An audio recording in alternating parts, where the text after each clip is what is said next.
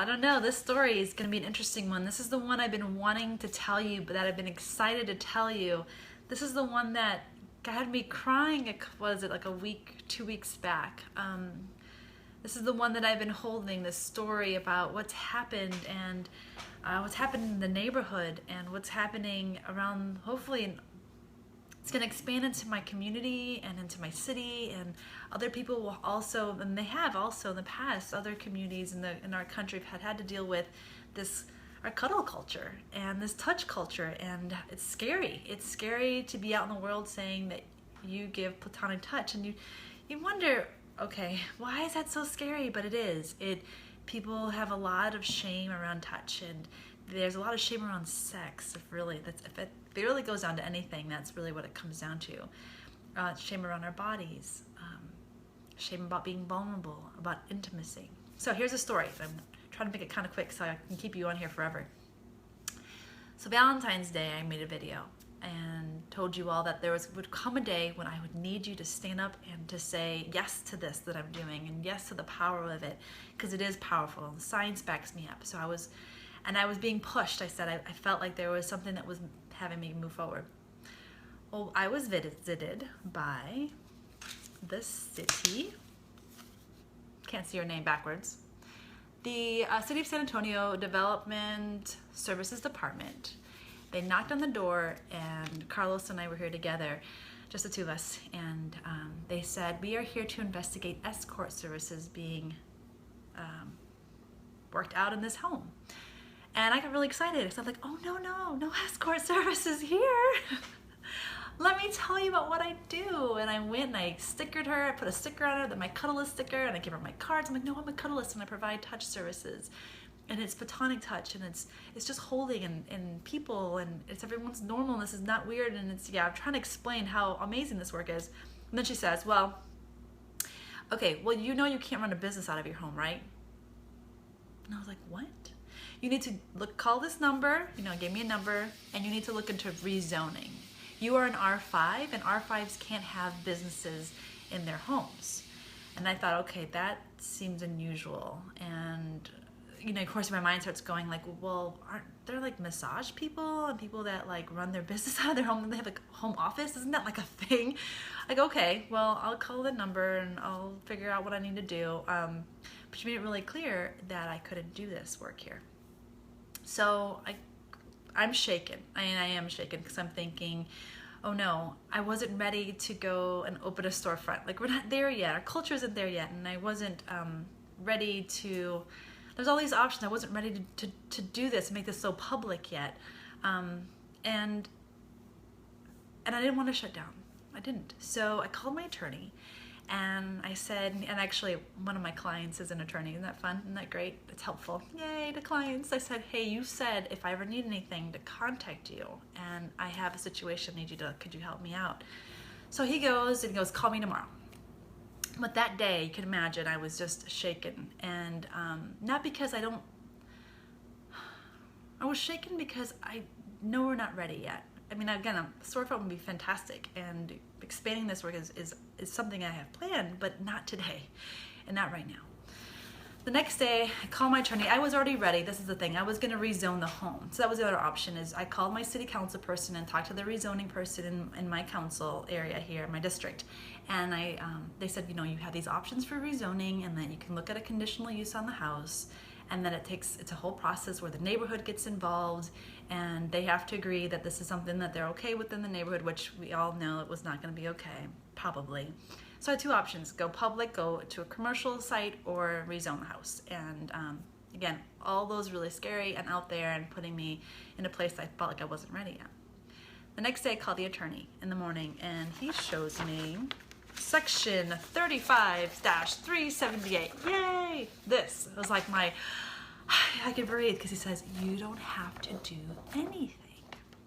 You are legally allowed to have a home occupation as long as it doesn't take over 25% of the home, it's not out of the garage or carport, and I'm not selling any goods, and there's also prohibited use, like it can't be like a beauty shop or in like a vehicle repair place or animal stuff. So all these things, like I'm like, well, yep, I don't teach any music to more than 2 people. I'm not repairing any furniture. I could have this. He goes, you don't have to do anything. The code says I can work. Yay. I was excited.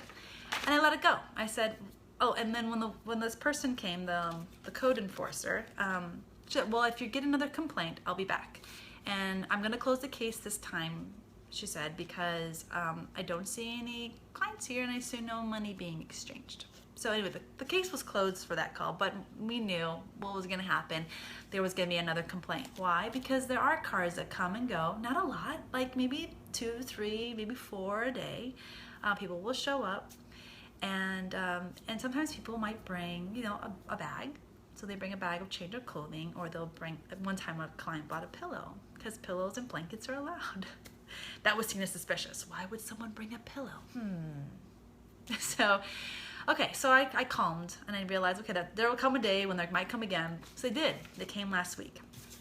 This time I got this. And I had this, right? It's a violation of ordinance. It says here, this is not a citation. And she marked off here the red. You see the red there? This is the naughty. This is the naughty thing I did. Zoning, business in residential zone. All right, so she says, you cannot work out of the home. And I said, but wait a second. Yes, I can. The code says I can. Well, then she changed her tune because it was no longer about zoning. It became, you need a permit. Now I go, but the code says I don't need a permit. I can do this, not a problem. Well, no, you need a permit, you need permission. She goes, and then she wrote, yeah, I'll read this to you. Currently, the use of Cuddlist is not allowed on a property zone R5. Please cease work at this location. Ooh, in red. Black and then red. So like, you know what red means.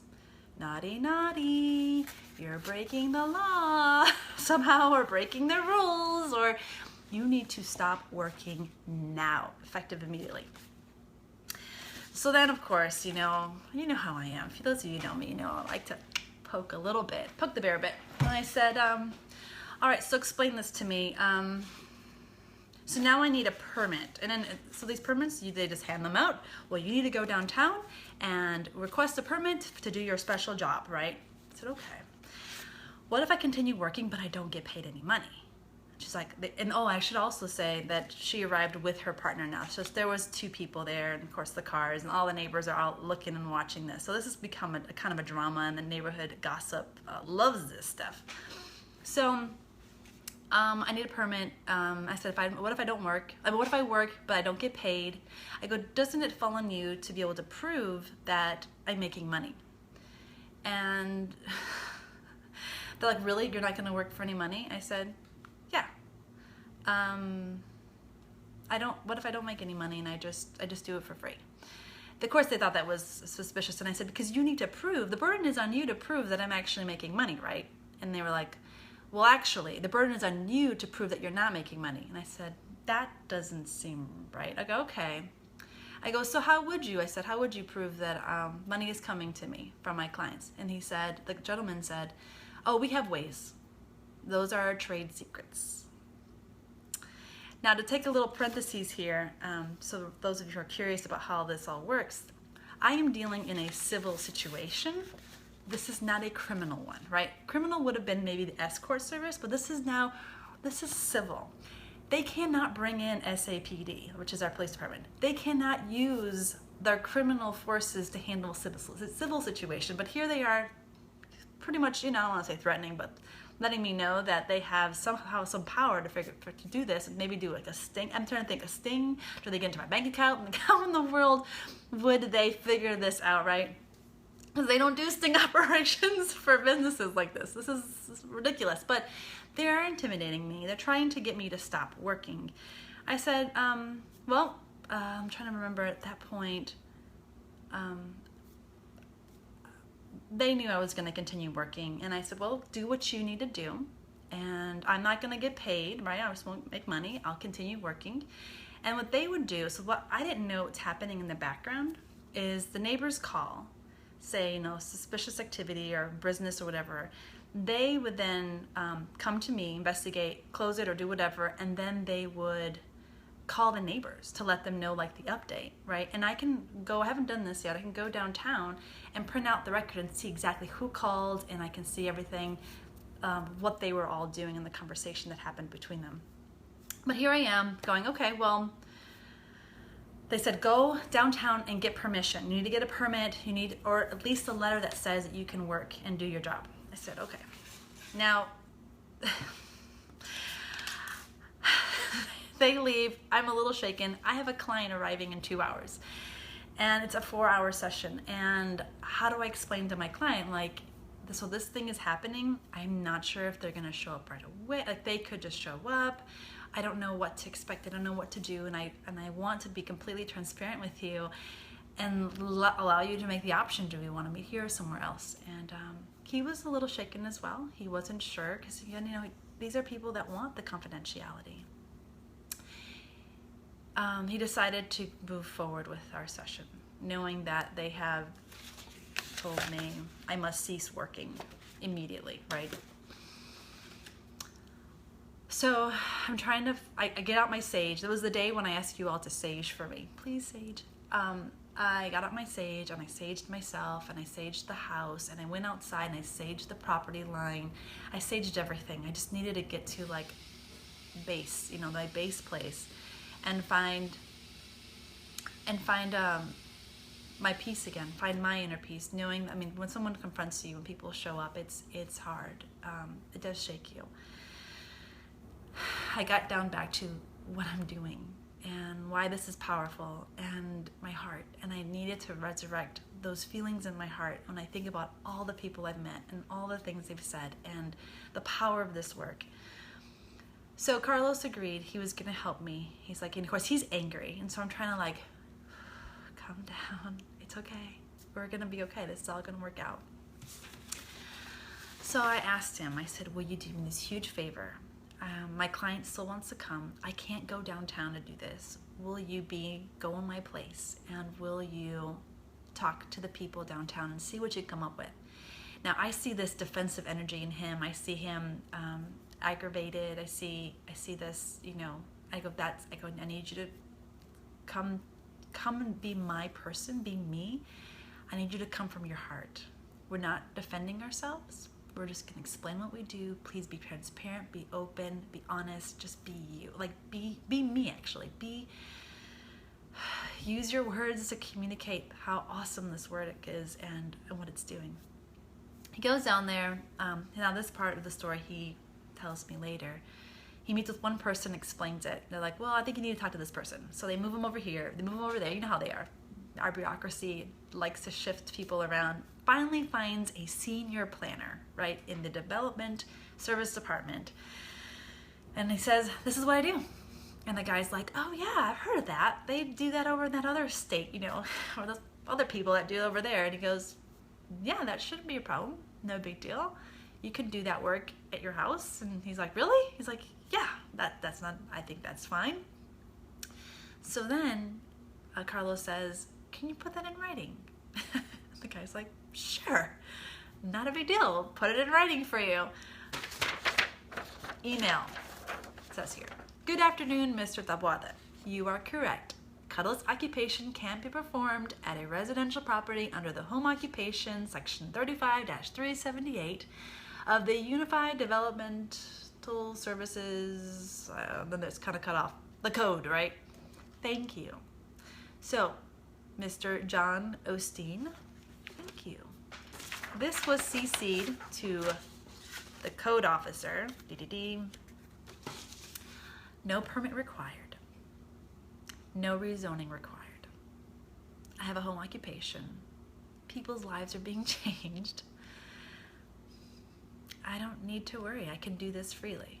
So she closed the case. She then, as she's, I guess, protocol, she calls the neighbors. Oh, there you are again. Had a call come in. Finishing quickly. She calls the neighbors. Yes, and next thing we know, Carlos is walking around the neighborhood, you know, driving around, and the neighbors are going, hi, hello. All the neighbors are nice to him now when they didn't like him before, I guess. And the neighborhood is at peace again, and I can continue working. So thank you all for saging. If you saged for me, thank you all for your love and support. Ground zero, we are cleared in the neighborhood. We can do this work, taking it next to the neighborhood association, thinking about doing an open house for the neighborhood, giving them coupons. Hey, come in for a session for, reduced price. Getting the neighborhood excited about this, seeing how we can create a community around touch, inviting them to the cuddle party that I'll be having in a couple weeks. Who knows? But again, this conversation will continue next level, and then we'll take it to the city and corporate world, coming for you too. So many options, so many possibilities. If you are interested in becoming a Cuddlist, we're creating a team because I can't do it all and I want to get into different industries. We're looking at our veterans, we're looking at healthcare places, we're looking at all these different places. So please, if you're interested, contact me and let's make this happen for our world. Take care, love you all.